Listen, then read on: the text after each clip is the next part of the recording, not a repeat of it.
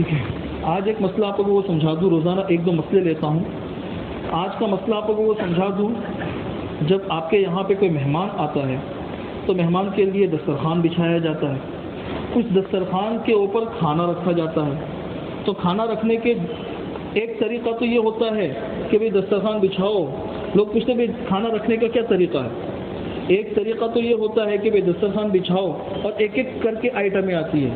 پہلے میٹھا آتا ہے، پھر شوربہ آتا ہے، پھر روٹی آتی ہے، اس کے بعد چاول آتے ہیں، چاول کے بعد میں پھر میٹھا آتا ہے، پھر کیا بولتے ہیں کہ وہ فروٹ آتے ہیں. ایک شکل تو یہ ہوتی ہے.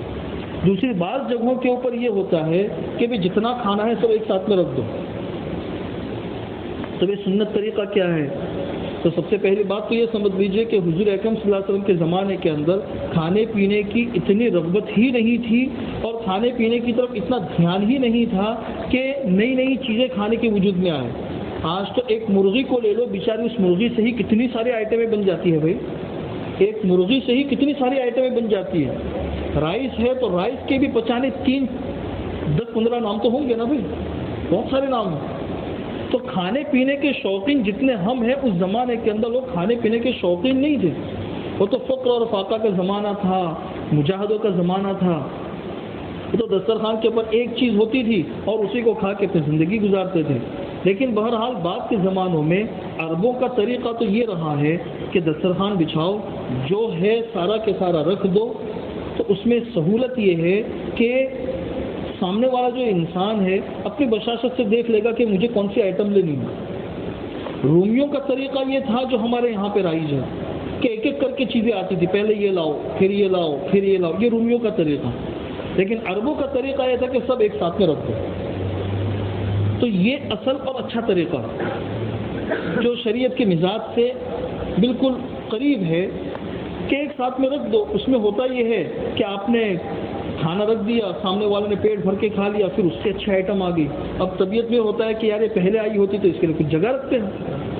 ہاں بھائی، یا کبھی ایسا ہوتا ہے کہ پہلے ایسی چیز آ گئی جو ہماری صحت کے لیے مضر ہے، لیکن کیا کرے، یہی کھانا ہے کھا لیا. اس کے بعد وہ چیز آئی جو ہماری صحت کے لیے نقصان دہ نہیں ہے. بھائی جن لوگوں کو شوگر کی بیماری ہوتی ہے تو وہ میٹھی چیز نہیں کھا سکتے.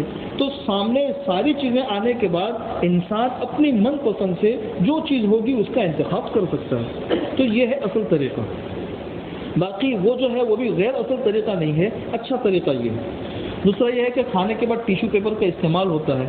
تو یہ بات سمجھ لو کہ کھانے کے بعد جو ہاتھ وغیرہ دھوئے جاتے ہیں ٹیشو پیپر کے اوپر، تو فقہا نے کھانے کے بعد یا کسی بھی چیز کے لیے کاغذ کا استعمال کرنا مکروہ لکھا ہے. کاغذ، لیکن اس کاغذ سے وہ کاغذ مراد ہے جس میں کچھ لکھا جا سکتا ہو. یہ والے جو کاغذ ہوتے ہیں اس سے استنجا بھی ہو سکتا ہے، لوگ ہاتھ وغیرہ بھی صاف کر سکتے ہیں، اسی مقصد کے لیے بنتے ہیں. اس لیے ان کاغذات کا اگر ہاتھ وغیرہ دھونے کے لیے استعمال کیا گیا تو یہ کاغذ کی توہین نہیں ہے. ہاں وہ کاغذ جس کے اوپر کچھ لکھا جا سکتا ہو اس سے استنجا کرنا، اس سے ہاتھ وغیرہ دھونا تو یہ مکروہ ہے. لیکن یہ والے کاغذ تو خاص اسی مقصد کے لیے بنائے جاتے ہیں، اس کے استعمال میں کوئی حرج نہیں ہے. سمجھ